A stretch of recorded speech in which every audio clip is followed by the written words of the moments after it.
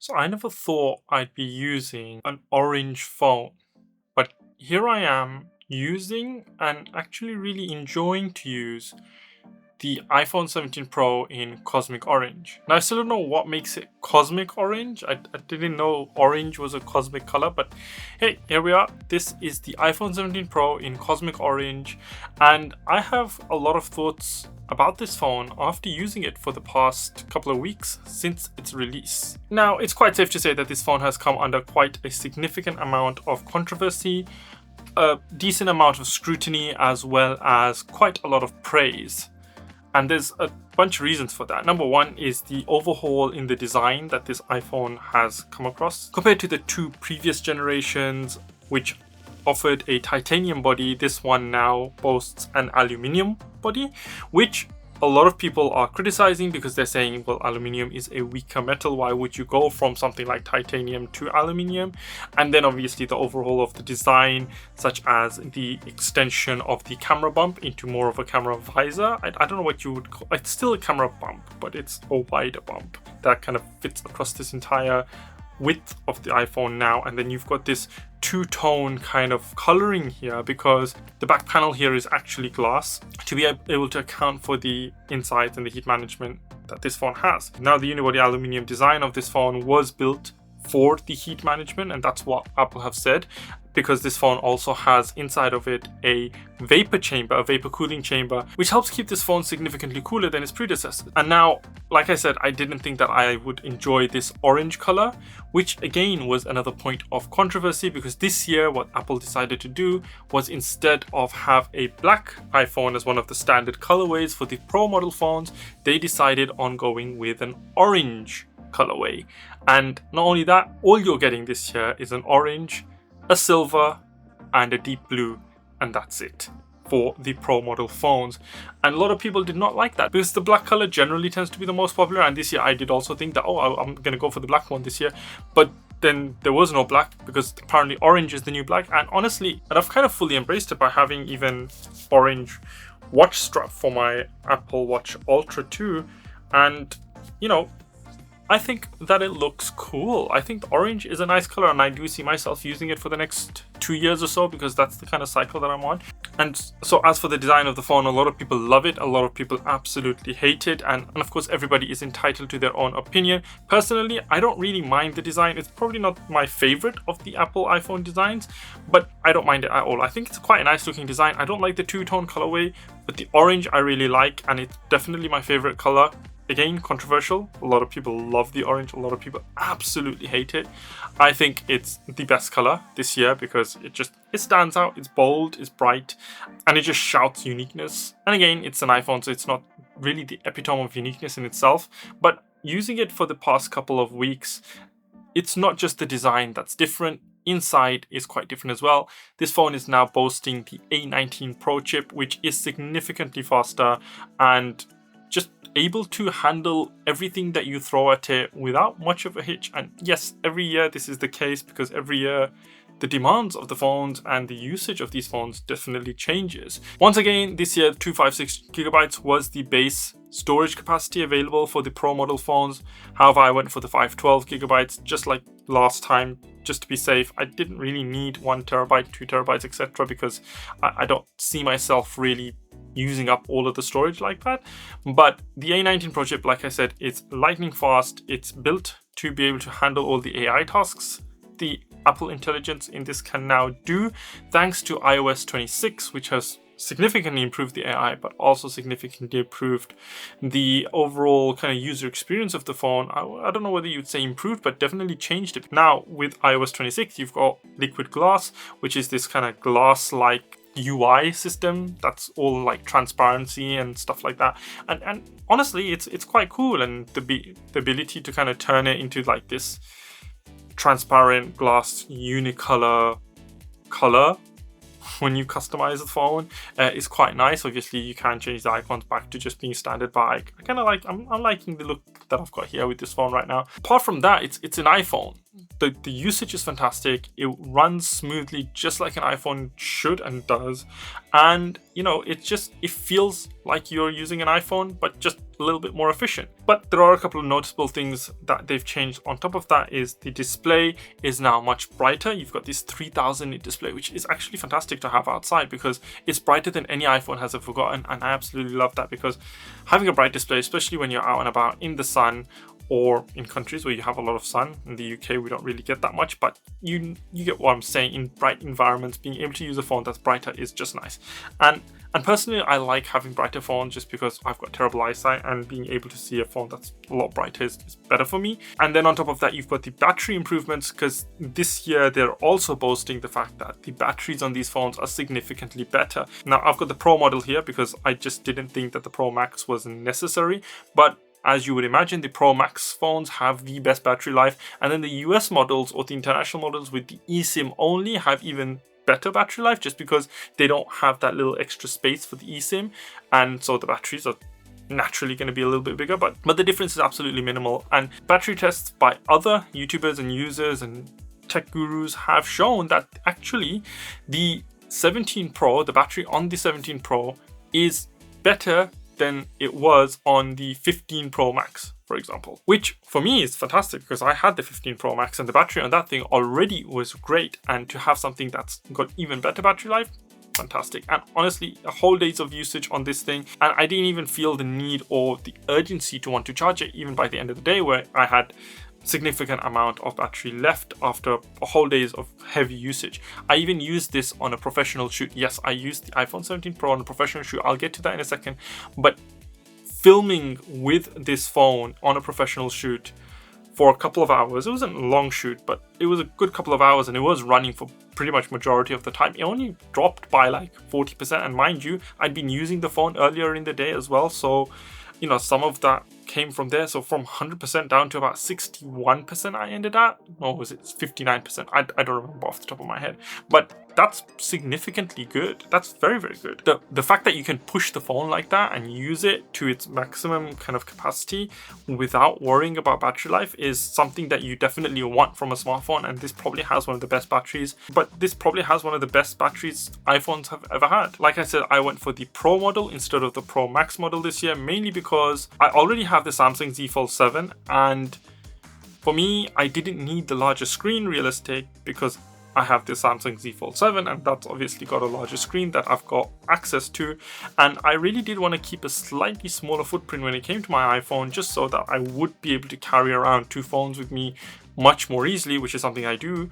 One of the phones I use more for business and content, i.e. the iPhone, is more of my kind of business professional content phone, because I do all of my content creation related stuff on the iPhone, and then also handle all of my business stuff on the iPhone as well that I need to. The social media apps on this are definitely better than on Android, especially when it comes to using as a creator. And the Z Fold 7 is more of a personal phone that I pretty much use for everything else. And it's my primary phone, it's my phone that has my actual SIM in it rather than my business SIM, and it's the phone that I use as my main daily driver. Now, of course, we can't talk about iPhones nowadays without talking about the camera improvements that this thing has had. Obviously, it's got a larger camera bump, and that's to make way for the fact that this phone now has a triple 48 megapixel lens package, if you want to call it that. All three of the cameras, all three of the lenses and sensors at the back are now 48 megapixels, so that includes the telephoto, the ultra wide, and the standard wide. And that's fantastic because in reality, the wide and the ultra wide are the same sensor as was in the iPhone 15 Pro and Pro Max, which means you're not getting a significant change in the quality of the phone compared to those. But the telephoto lens is now also 48 megapixel and now can do 4 times and 8 times optical zoom millimeter, which is 100 millimeter and a 200 millimeter zoom distance. And that's fantastic because that opens up this phone to be competing with other phones in the industry like the Samsung Galaxy S25 Ultra, which has that 10 times optical zoom or something like that. I don't know, it goes up to 100 times. So I don't know, it's got some ridiculous zoom factor, but this can now keep up. And the 8 times zoom on this thing is actually really, really good and very usable. And I was shocked at how amazing this is. Taking this out for a little test and walk around London and using the zoom, I mean, you can see here that the differences in terms of the photo quality that you're getting. And 4x zoom looks fantastic, it's crisp. 8x zoom, even that looks really, really good. And it's shocking how good it is, because yes, you can all say that it's all been done before, but for an iPhone, for the first time having this 8x zoom, that's an optical zoom rather than a cropped zoom, it's amazing. I absolutely love it, and I actually do see myself using it a lot, because every time I've picked up my phone to use the camera, I have managed to, for some reason, have to zoom into 8x, because when I'm taking pictures, I like taking pictures of buildings. It's one of the things that I enjoy a lot, and cool buildings, rustic buildings, sometimes they have cool details that you want to kind of really crop and zoom into, and that's what I like doing. And this has allowed me to do it with just the phone, and I'm not having to carry around a massive lens for my camera. Instead, I just pick out the iPhone and go into the 8x optical zoom, and it does the job very well for me. On top of that, the selfie camera on this has had another change and improvement. I think that's gone up as well to now 18 megapixels. And now it offers a center stage front camera, which also gives you an open gate style feature, which basically means that the sensor is now more of a square than it was before, like a rectangle. And because it's like that, you can actually now change the field of view of the camera without having to kind of rotate it to get a wider perspective. All you have to do is press the button on the screen, and what it does is it zooms out to fit the entire width of the sensor, and you can capture more behind you. So if you're taking a selfie with a group, then you don't need to kind of go awkwardly turning the camera. You can just keep it as it is, press the button, and it will expand to take the entire group's width for your photo. Another thing that they've introduced with this is dual video capture, so you can now record with the back camera and the front camera at the same time. So that makes the front camera a lot more useful, because before the only thing it would be good for is taking selfies with, and if you want to record yourself, yes, you can record yourself with that front camera, but now you've got an additional use, which is you can record back and front at the same time.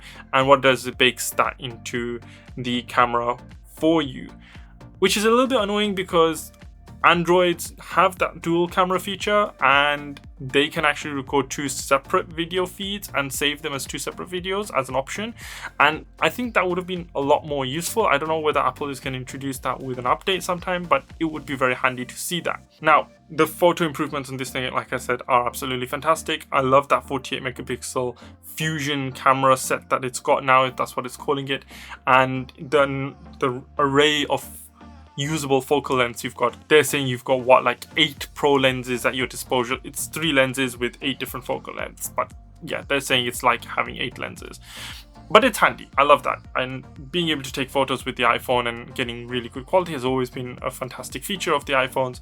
And I think they've taken that a step up this time around, especially with the fact that you've got these 48 megapixel sensors, and you've got that new 8x optical zoom and the 4x optical zoom, which are both absolutely fantastic and very usable, like I showed you. However, the biggest improvement, and as a content creator, the one that catches my eye the most, is the video improvements that they've made with this phone this year. And there's a couple. Now, to begin with, you can now film in Apple ProRes RAW. So you are now able to film in RAW with an iPhone, which is, as a content creator and a filmmaker or a videographer, whatever you want to call me, being able to film RAW in a phone is fantastic. Not even my main cameras, the Sony ZV-E1 and the A7C II, can do that. They can film in log, but they cannot film in RAW.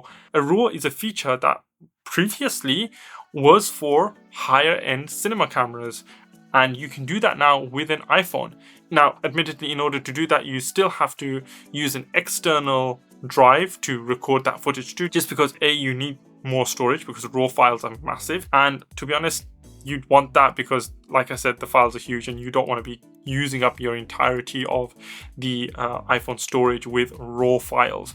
And the third thing is you have to use the Blackmagic camera app or the Final Cut camera apps to be able to do that, because it's a pro feature. And because of this, also Blackmagic have now added Apple ProRes RAW to the DaVinci Resolve video editor suite, which previously they didn't have, but now we have support for that. So there is now an easy way to process the raw files from this and use them in DaVinci Resolve, which is the editor that I also use, meaning that you've now got this very professional grade tool in your pocket if you want to use it. Not only that, but they've improved on the Apple log from the previous generations and now have introduced Apple Log 2, which is said to have better dynamic range. It's easier to work with, easier to color grade, and just overall works better, especially with that raw footage. So when you combine these two, now you've got very high quality, professional looking footage coming out of an iPhone,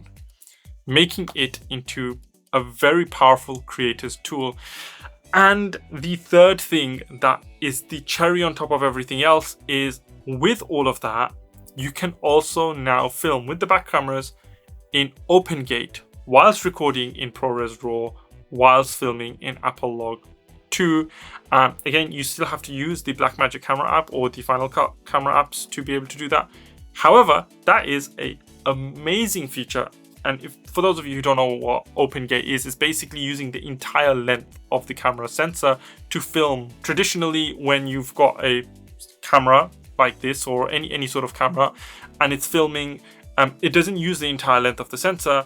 What it does is it kind of squeezes into that 16:9 ratio and it films in that 16:9 ratio instead of using the full length of that 35mm square sensor that you've got, for example, in a full frame camera or whatever camera that you're using. So if you ever notice with your iPhone as well, if you go from the photo mode to the video mode, it crops in a little bit, and that's because that's what it's doing. It's cropping in because it's squeezing in that sensor and filming that 19:6 or 16:9 ratio that's traditionally used for video formats nowadays, both vertical and horizontal. However, OpenGate is filming with the entire length of the sensor, entire width of the sensor, whatever you want to call it, with the entirety of the sensor. And that means you've now got this wider image that's also not just wider, but it's also longer from the top and bottom. So you've got a lot more flexibility with that footage. So not only can you crop it the way you want horizontally, but you can also film with it in OpenGate and better crop it for vertical use. So you can film something in horizontal and crop down to vertical. And a lot of cameras nowadays that content creators are using, such as the Lumix series cameras from Panasonic, especially nowadays, are able to film, or have the option to film rather, in OpenGate, and that makes it a lot easier for creators to be able to take horizontal footage and crop into it and be able to also use that footage for vertical formats. Even my camera, like I said, the Sony a7C II and the ZV-E1 don't have OpenGate, and that's fantastic. So the combination of these three things makes, again, the iPhone a fantastic filmmaking content creation tool. And so now professionals can use the iPhone as a professional production tool if they so want to. And you can see here some of the footage that I've filmed before in Apple ProRes RAW with Apple Log 2 and in OpenGate. And I mean, if you compare that to the footage coming out of the Sony ZV-E1 that you can see now as well, can you guys see a difference? Like, to me, there are things that give it away, but it's so close. Like, the fact that it's so close is mind-boggling coming from an iPhone. So that's a feature that I absolutely love as a creator that the iPhone now has. Yes, of course, you have to film externally and, you know, all of that jazz, but it just makes it a much more powerful tool. And I see myself using the iPhone even more now for my content because it can do what the iPhones before couldn't do, because even the standard video footage coming out of this is fantastic. And then you've also got things like action mode, which makes getting smooth footage out of this easier. And just in general, the camera upgrades are significantly better enough that for your average user, they're getting a very nice upgrade. Now, one thing I obviously didn't mention was this camera control button before. Obviously, that's been around since the 16 Pro, and it's the first time I've got to use it. And personally, it's alright. I mean, I do see myself every now and then using it, but I don't really use it a lot. Maybe just to launch the camera, but not to use it as like a camera click button. Maybe if I do kind of take photos like this, I will. But if I'm taking photos like this, if I'm pressing this button, it does add a little bit of a shake to the camera. And there are other creators who have said the same thing, and I agree, because it is a lot easier just to tap the screen. So all that being said, what do I think of the iPhone 17 Pro after using it for a little while? I think it's a fantastic device. It's definitely the best iPhone yet. And even coming from the 15 Pro Max, which was already fantastic and more than capable for video, photo, and just general usage, I think this is fantastic. I'm happy I upgraded because it's got features in it that I really like and enjoy. Overall, the user experience of this phone is great. It's still an iPhone. It runs like an iPhone. It is an iPhone. It feels like an iPhone. There's not huge much difference despite the upgrades to the chip and to the UI and all of that. It's still not as customizable as Android. I still prefer Android for customizability because what I can do in terms of customizing my Z Fold 7 or my S25 Ultra when I had it, I still can't do that level of customization. With the iPhone, it just feels a lot more personal. When I have the Z Fold 7, I'm opening it up and it looks completely different to anybody else's. Whereas if I open up the iPhone 17 Pro, I'm pretty sure there are other people who have mimicked a similar style to what I've got here. So I mean, it is what it is. The customizability is still not there for me, and so it still doesn't give it the edge in that aspect. But apart from that, overall usability of this phone is fantastic. I think it's a great device, but I think it's a device that's made for pro users. The new A19 Pro chip and everything else that it's got in it makes it the most pro phone that Apple have ever created. And this is also something that MKBHD said, and I completely agree, because I feel like this phone is worthwhile getting if you are a power user or a pro user. I wouldn't consider myself a power user, but maybe I am a pro user because I will take advantage of the pro features of this phone when I can. And speaking of professionals and using this as a professional creation tool, like I mentioned before, I used this on a pro shoot. It was a real estate shoot, mind you. I don't know whether you guys would consider that pro, but it was a paid shoot, and my DJI gimbal is out of commission and I needed to be able to use a gimbal for this job. And so I thought, do you know what? Let's throw this thing into log mode. I didn't use ProRes RAW just because I'm not prepared for those file sizes, and I didn't have the setup to be able to use this with an external drive at that time. So what I did instead was I just threw it into ultra wide, put it into H.264, 4K, and Apple Log 2, and I shot the entire thing like that using the Hohem M7 gimbal, which I've got here. And ironically, this also has orange accents and really complements the phone very well. And the footage came out amazing. Like, have a look for yourself. This is filmed with an iPhone and graded from Apple Log 2. It just looks really good. And my client was absolutely mind-boggled by the fact that I did that entire shoot with the iPhone. He was so impressed. At first, he didn't realize what I was doing. When he did and he saw the footage, he was more than happy. And, you know, if the client's happy, everybody's happy. So yeah, you absolutely can pull off pro level shoots with this and get amazing results. Now, is it worth upgrading from the 15 or the 16 Pro and Pro Maxes to the 17? Probably not in most cases, just because, again, the camera quality overall is the same. And yes, you are getting some additional features which you're not going to be getting in those phones. In terms of an overall perspective, it's not the biggest upgrade, but it's an upgrade that's significant enough that if you want to take advantage of those additional features, then yes, get it. Anything before like the 15 Pro Max, however, I would say that it's quite a significant upgrade in what this thing can do, and it's definitely worthwhile if you're looking to upgrade from, say, a 14 or a 13 or a 12 or before that to the 17 Pro Maxes, then yeah, definitely go for it. Overall, it is an absolutely fantastic device. I'm really enjoying the orange. It's a fun device to use. It's a fun device to create content with. Now, I do want to bring you guys a slightly more detailed camera review of this phone, and I'll probably do that at a later date. Maybe do a camera comparison with the Z Fold 7, just because that's the other phone that I have access to. I hope the video was useful to you guys. If you have any questions whatsoever, then make sure you leave a comment down below. And if you did enjoy it or find some use in the video, then make sure you like and hit that subscribe button if you want to. Until next time, guys, this is Kai24 signing out with the Cosmic Orange iPhone 17 Pro.